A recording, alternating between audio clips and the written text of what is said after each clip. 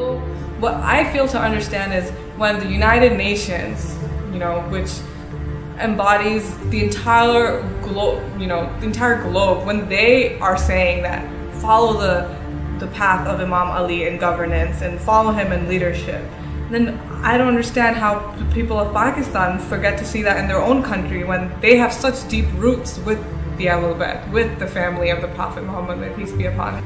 Pakistani people fail to realize the roots, the seeds of its own nation.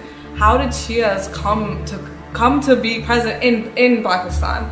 Let's go back hundreds of years when Imam Zainul Abidin, the great grandson of the Prophet Muhammad, may peace be upon him, who was the only sole surviving male of the Battle of Karbala, he had married one of the women of the region of Sindh, and once he married her, she mothered a son of his whose name was Zayd, and he was also martyred.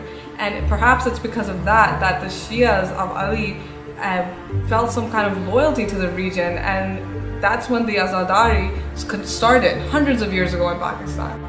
And then, the flag of Pakistan was created. The flag of Pakistan, the white stripe, what does that represent? Most people forget. The white stripe and the flag of Pakistan, the symbol of Pakistan, that represents the minorities. Pakistan was a nation created for all Muslims to reside in, as well as other minorities to come and live in. And that white stripe on our flag, that represents all the minorities in Pakistan.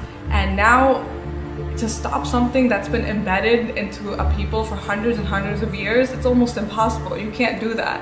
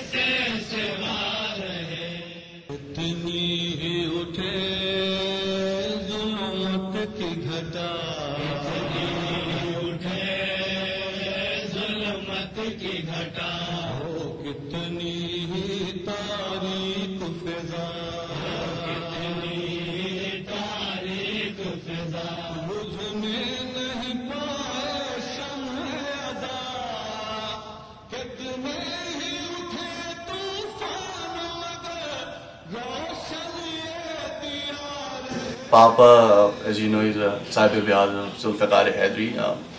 started in the 60s.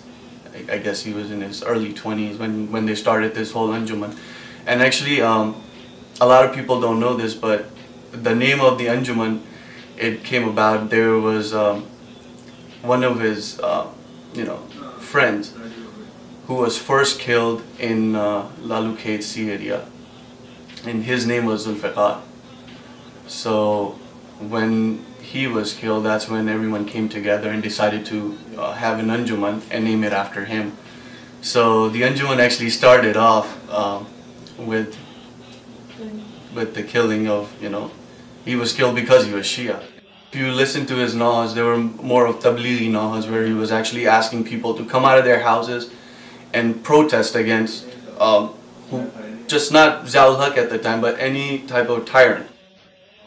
That was the message of Imam Hussain, and it wasn't just for that century. 1400 years later, we still have to take his message and raise our voices however we can to basically tell the world that any kind of tyranny, injustice, you got to speak against it. And I think that's what our religion teaches us. So obviously when he went out for juluses and shabbedaris and things like that, he was reciting naws where he was asking people to come out, raise their voices, and not take these oppression from these tyrants.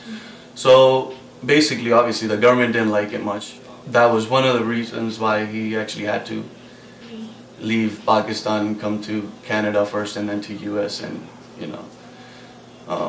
but I think it's important, regardless of time, what century we're in, it's always important to speak against tyranny, and that's the message that Imam Hussein gave us. We have to take that message and basically portray it to the world. Imam Hussein himself, obviously everyone knows how he sacrificed his life for, sake of Islam, humanity overall. So it's a clear message. Pretty much, taking his name. If that's a crime, if that's something that we're getting killed for, then I think it's an honor. It's a shahadat that I think every Shia actually wishes, and I think it is time that we actually start defending ourselves rather than just being killed. And this is what we see today. We're getting killed every day. We do protest here and there, and then everything calms down, and then it's back to normal. And then three months later, 2 days later, actually not even months, it's happening again. I think it's time that we start defending ourselves. We gotta, the government's not helping us. So we gotta take matters into our own hands. We gotta protect ourselves. And yeah, there's no other way. Unity in this day and age is a solution for us for many reasons. One of the very, very important reasons is the fact that we are all targeted under the umbrella of Islamophobia. The Islamophobes don't care if you are Sunni, Shia, Sufi, whatever sect you are, they don't care. They are after Muslims, and that's their agenda. And for us to attack one another and to harm one another weakens our base and makes us vulnerable for other people to attack us. And so I urge my brothers and sisters globally that we must unite for our continued existence in this world, because we are all targeted.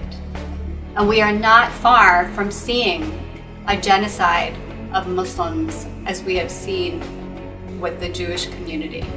Because what is happening to our community right now is leading up to that if we as a community don't unite and work together and work with allies who believe in us as human beings and support us and want to see a harmonious world existing.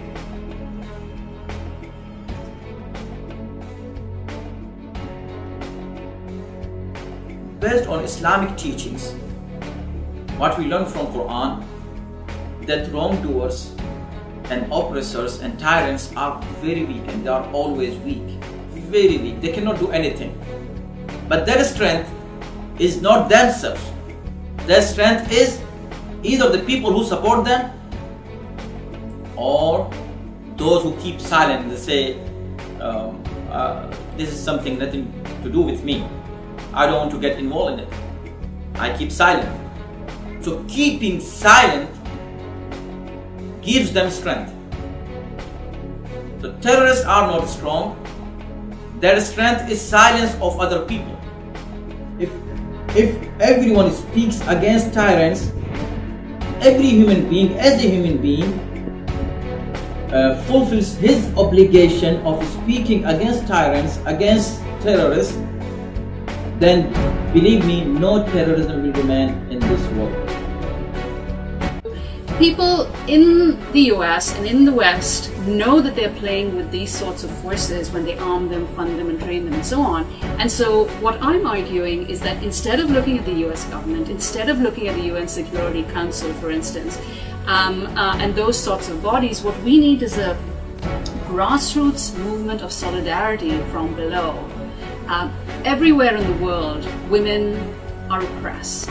Everywhere in the world, religious minorities suffer all sorts of restrictions to their rights.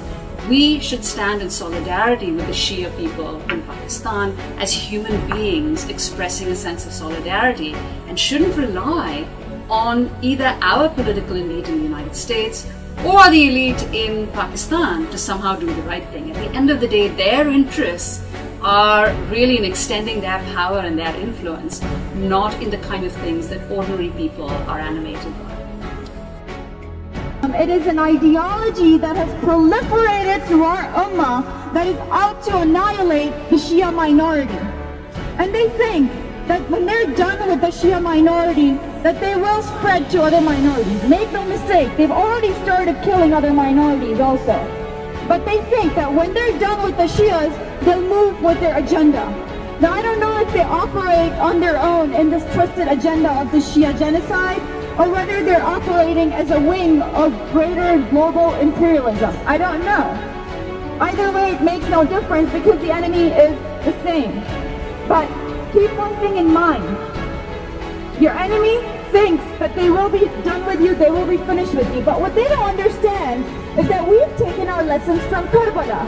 And no matter how hard they try, no matter how difficult they make our lives, we will never succumb to the pressures of oppression, ever.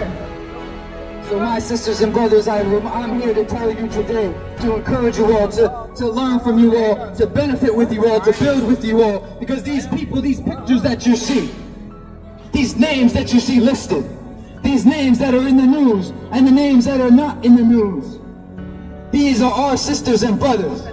These are my sisters and brothers. These are our sisters and brothers in faith. These are our sisters and brothers in humanity. And so, just as we would cry if our sister was killed, the same way that we would scream if our brother was killed, when we march up there to the consulate, and we bang on the door of the consulate, we tell them, when we cry, when we scream, it's because our family has been killed. Allahumma salli ala Muhammad. Because when I close my eyes, Karbala, your land is in my mind, and I can't stop these tears, now I won't fight peace tonight. This fire in my heart won't die, and even in my dreams I hear the cries. I see bodies laying side by side, children screaming, I know they won't find peace tonight. This fire in my heart won't die, and even in my dreams I cry.